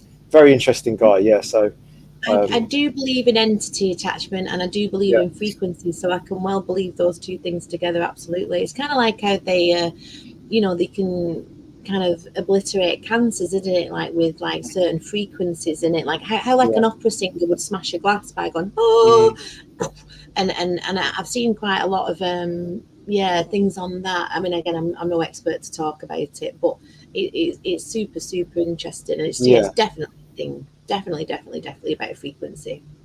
Frequency.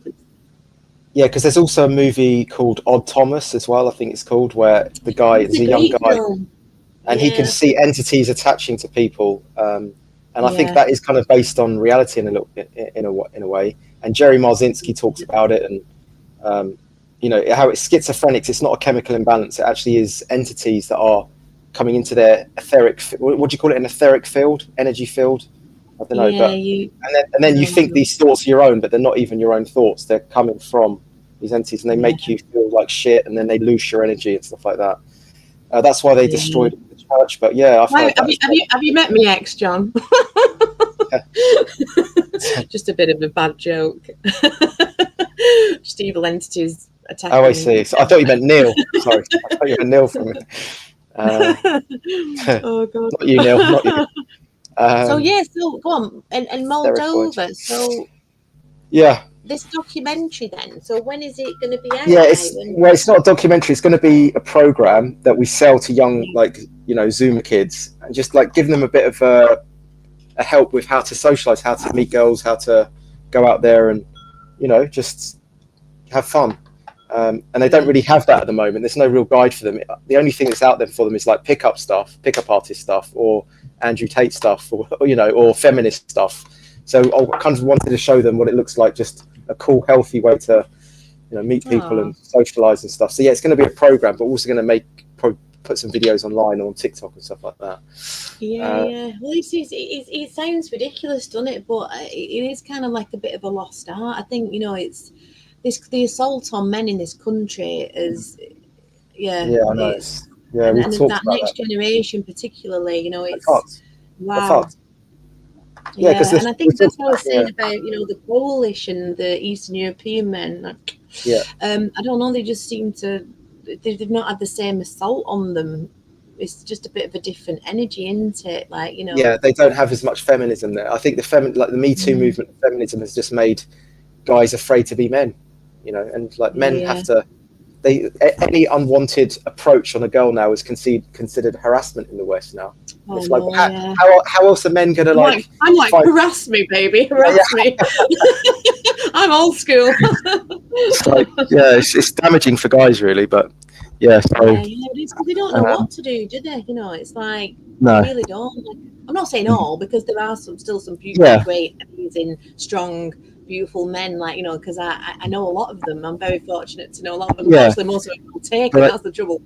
But it's. But you need to practice. These guys need to practice talking to many girls to get it right. It's like a fine-tuning thing, and if they're meant to get it right, perfectly right the first time, every time, then it's just impossible. So.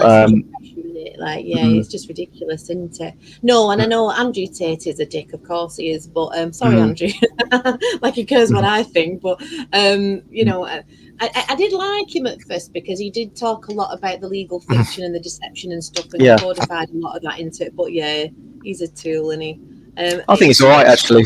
I think he's all right. I think he's quite funny, actually. I think he's funny. I do find it humorous. I find a lot of things humorous, though. I think we all do sometimes take things. It's theatre, isn't it? In the great pantomime of life, you've got to just laugh at him. He's a character. He's here to play his own role and his own script in that sense. I just want to break the script. I want to break the zodiacal wheel of time. I want to smash that motherfucker down. It sounds like a rap. That then it's like getting into full on rap verse there. I was going to say next week I'm doing a past life regression, and I'm going to do it on. I might film it live and put it out on the channel. But I don't know what you make of all that. But we'll see how that all goes. I always find it interesting. I know they have to kind of put you under a form of hypnosis, obviously, to do it, though, don't they? And I always wonder if I could actually go under hypnosis. I thought that. It's going to be interesting to see if they can get you to that place. I know my friend Ant had it done, and his story was really interesting. Like I say, Ant does the Stellar Fight podcast. I do. I mean, Tommy Robinson, I've seen. I mean, there's actual videos of Tommy Robinson saying he's a Zionist. I don't know how much clearer I think. I don't know about that. I do like Tommy Robinson because I think that what's happened is he's just made allies with a lot of Jewish people who are Zionist, and he takes on the mainstream definition of Zionism, just meaning self-determination for Jewish people, and because they're kind of both enemies of Islamism and that kind of thing. I think he just sides with them. I don't think he even because there's a difference between Zionism in the mainstream definition and Rothschild Zionism, i.e. Satanists hiding behind the face of Judaism. And I don't think Tommy Robinson's clued up enough to know that, oh yes, I'm a Rothschild Zionist. It's not. He's just like he just has friends with Jewish people and he just works with Jewish people. I don't think so when he says I'm a Zionist, I don't think he's like, oh, you're a Satanist. You're a Satanist plant. I just don't think it's just not. He's just a Luton lad. He's just a Luton lad that's seen like his friends being killed and. He's seen the problems with it. I don't. Who looks just like him, who's Islam. I know it's a bit of a conspiracy. Oh, yeah, I've seen that. Yeah. It literally his face imprints onto him. I'm with Neil. It's all a pantomime. It's all theatre. I mean, if you speak with Neil as well, like, and Neil taught me this. You know, J is Latinized anyway, so the Jews would have been the youves. They would have been the Druids and the yew worshippers. You know, because the youves are actually portals. That's why you get Fortingale yew up in Scotland. The youves were portals, which is why they came over the Romans and slaughtered all the Druids. You know, over here. You know, but yeah, I mean, who knows? That Tommy Robinson with that, I can't remember. Was he called Wasim Akram? I can't remember. Wasim Akram. He was a cricketer, wasn't he? Anyway, I get. Well, yeah, that's a cricketer. Yeah. No, I think what Dorian's saying here is like, I think it's easy to make the mistake of thinking everything is pre-planned and done that way. I think some things are emergent. So let's say everyone thinks that event B happens. The kind of the simple logic is to think, oh, A created B always, but sometimes B happens, and then you have people that go, okay, how can we make use of this, and how can we manipulate this situation better? And then they use people to then, you know, create agendas from that. Not everything is planned in that way. Some things are emergent. So I don't know. I don't believe that. You know, people like Tommy Robinson were like, since they were born, they were like planted in. Like it's just nah. I don't know. You know, I might have to agree to disagree. I think we're in a proper scripted reality to that degree. I think you have to kind of break. Some are maybe, but I think some things are emergent though.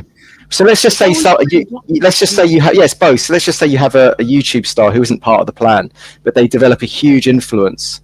Then they might go after that person and try to, you know, get them on board for their agendas, and then they become part of it. And then people might say, oh, they were always a plant since they were born. It's no, some things are emergent. Some things are, you know, they can see people are growing. Like I think Jordan Peterson recently has shifted. I think he's accepted to Shekels recently.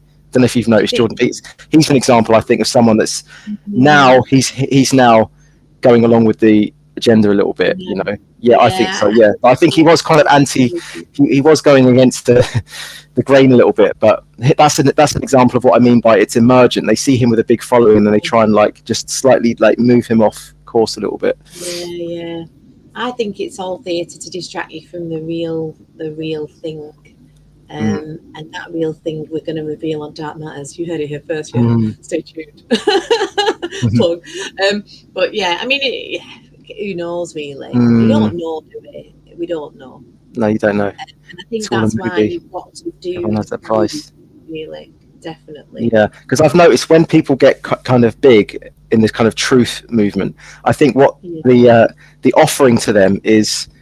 Listen, they probably get a knock on the door. Go, listen, we don't mind you being outspoken, but you've got like a certain list of things you're allowed to go after. One is Islam, you know, like radical Islam and stuff like that. You know, that's what Jordan Peterson's now doing. You know, he's now tackling all that, and that's why it's pushing a lot of the truth, like the truthers on the right, into all that. Like, so they're hyper focused on like Islam being the main problem.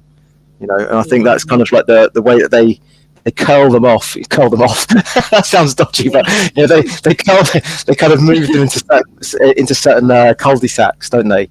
Because they go, we've got a handle on those subjects, so we'll allow you to talk about those, but not go any deeper than that. And we'll also give you a few million if you want to just focus on that. Very potentially. I mean, who knows? I mean, I've shifted and changed a lot on. I mean, like the first series of Dark Matters was a lot of big names, and everybody was like, how does a girl with just a few hundred subscribers get all these big names? But what people hadn't seen, obviously, was the last 4 or 5 years of me traveling up and down the country with, you know, I've got a big contacts and stuff. So I kind of got the criticism to a degree. And then, you know, like Sasha Stone and Laura Eisenhower. And I always wanted Sasha Stone, and I know what people think of him, and I might believe in that way myself. But it was just kind of cool in the beginning. But certainly the second series of Dark Matters isn't that at all. This is like proper... You know, like Neil. Neil's just, you know, Neil's just out. I'm just a joiner from Preston, which, you know, I don't think he is just that, but that's what Neil will always say. But he just studied this. He's like his hobby for 25 years, and I come across him, and I'm like, whoa, you've got to come on, you know, the show and talk about this. And then a lot of the people that I've had on the show, that, you know, they haven't got big names, but I just, you know, it's like they're coming from the land, and that's what I love. Like it's people on the land who have, I don't know, there's a rawness and a realness to it, you know, real, not like a film reel, like a theatre, but I don't know, it just makes more sense to me that way now, and I'm not bothered if, you know, it's about the information for me, not the how many subscribers they've got or this and that, you know. But yeah, of course, exactly, yeah. I did enjoy doing Sasha Stone, even though like he kind of like literally wiped the floor with me. It was just like, listen, woman, you know that. You know, I haven't got a word in edgeways, but I was just like, fucking hell. But I was glad I got him because I was like, I'd said it for years, and I'm going to get Sasha Stone one day, and I did. So it's just more that might have been my ego really at the end. But I was like, yeah, got the Sasha Stone. Mm-hmm.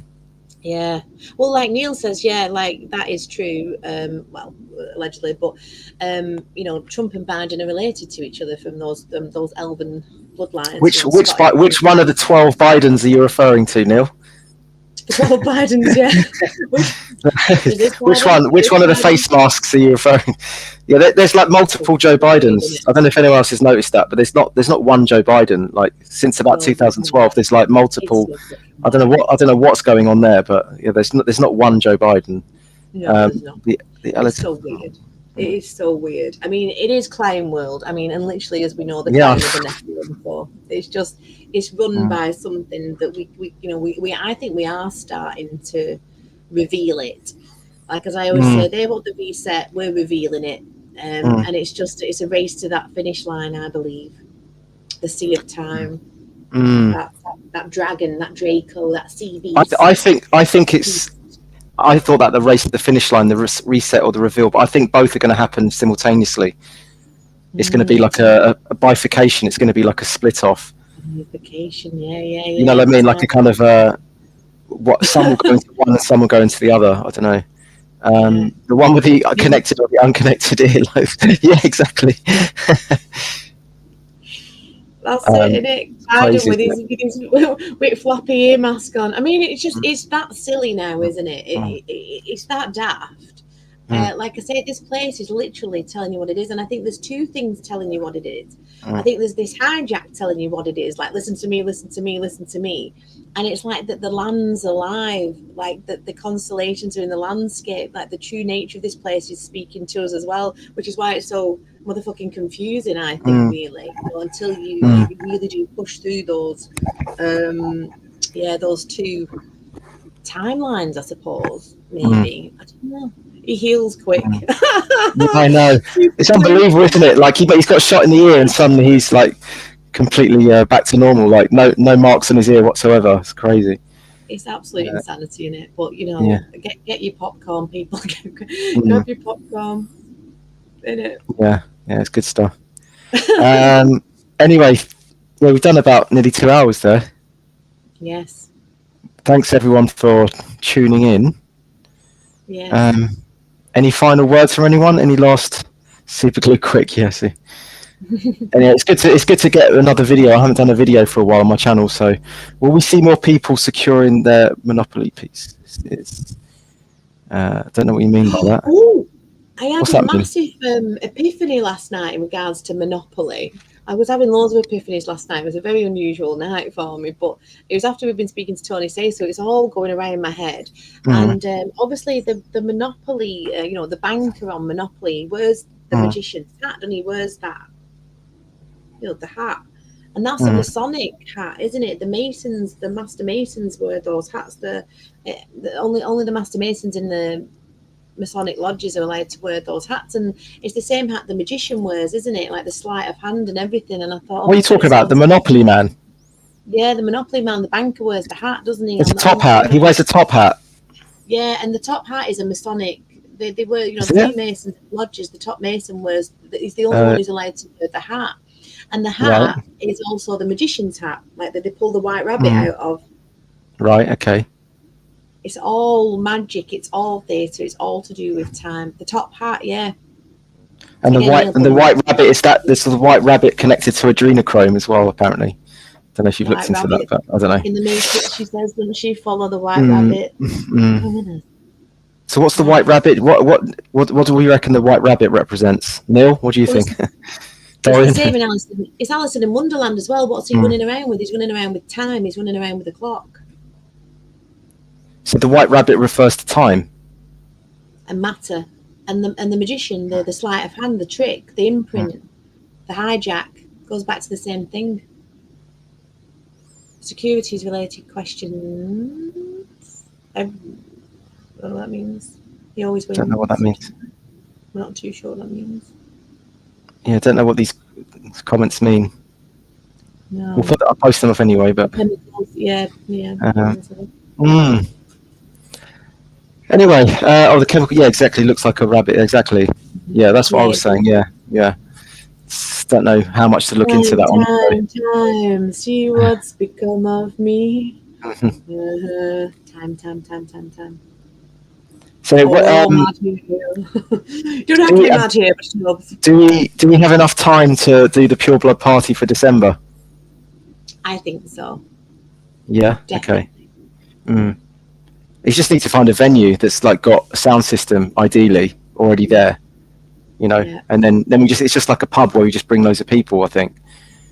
Yeah, basically. I don't think we have to kind of, go too wacky with the first one. We just need a good venue, a bar, a good sound system, and all our silly tricks on the door just to make things fun. Maybe a few sneaky surprises during the evening, some special guests, some just have a good crack in it.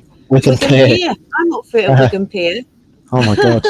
I've heard things about that place. A few memories there. Yeah, just need somewhere. But I suppose, you're right in the sense that a lot of people book venues up, don't they? Around that time of year, I suppose. I not really thought of that.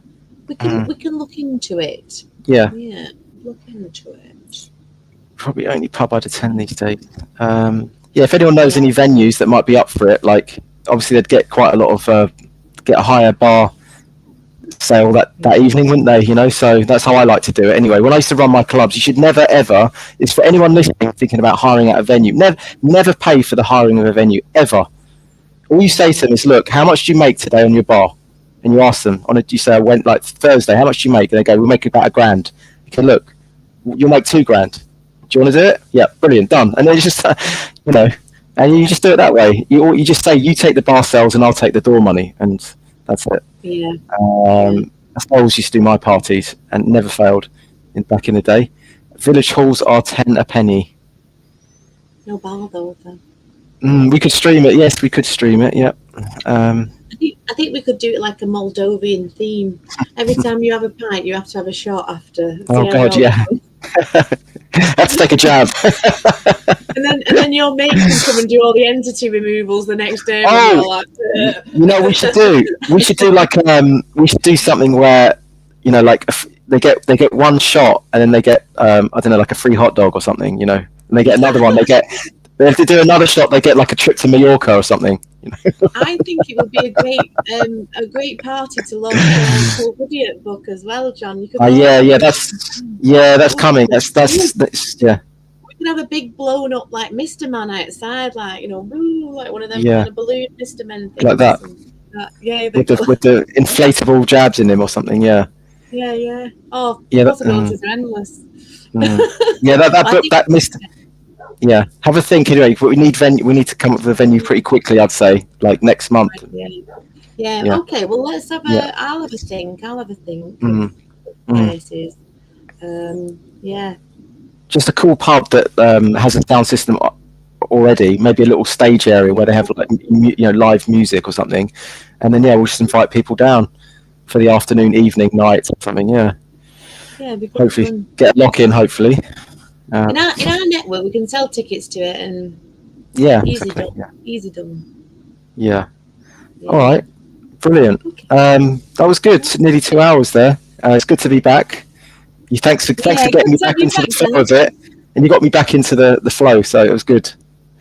And we got to catch up. You too, Carly. All right, brilliant. Any last? That's it, I guess, isn't it? Dom's saying.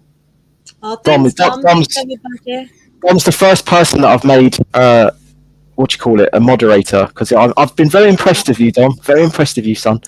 Well done, Dom. Earned the right. And Thanks, hi Spy Jason, Farm. hi Neil, and hi everybody. And thanks to Dorian and Neil for the great comments. Well, hi to Jason. Yeah, good stuff, Phil. Well, thank you. Thanks, everyone. Thank you, all right, we'll leave it there, shall we? Yeah. All right. Thanks, Take John. care, everyone. See you later.